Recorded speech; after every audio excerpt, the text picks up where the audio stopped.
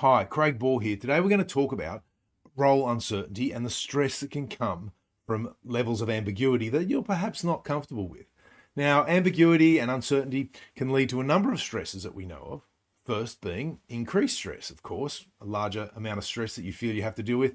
It can also lead to uncertainty in terms of decision making. You may feel, ooh, which way do I step? Because I'm just not comfortable landing on one thing or another.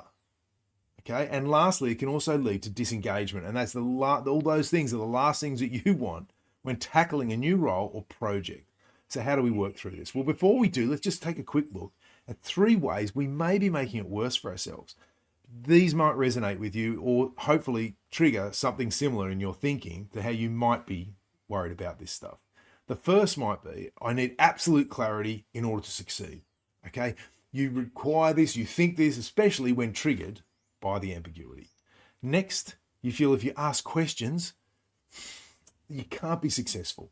And lastly, you might feel if there's uncertainty that you just cannot perform at your best, you cannot succeed. Now, that last point about not being able to perform at your best isn't actually true if you learn to hone your skills of adaptability. Now, here's 3 ways we can go about attacking it. Keep it to 3. It's easy, simple to remember. The first is challenge your need for absolute certainty.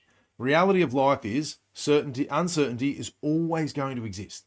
So saying to yourself, is it true that I can't perform in ambiguity? Well, of course, that's not the case.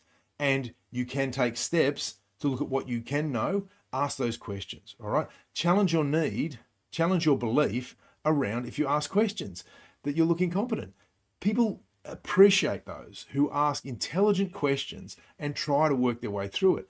By asking better qualities of questions, you can also get your levels of clarity increased and get to where you're going quicker and find that level of comfort in order for you to move forward and succeed. So, is it true that if you ask questions, you look incompetent? Well, if you can challenge that and say, well, I don't think so, I need to ask those questions to get that clarity, then you've got to do it. Staying quiet makes you look less competent, trust me.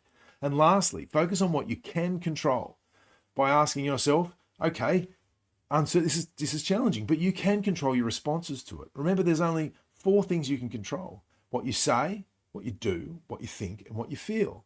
So if you're prepared to think, how would I handle this if I was more adaptable? The answers will start to come to you. Think about it.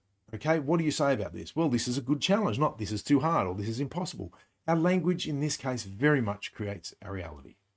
I hope that helps. I look forward to speaking to you soon.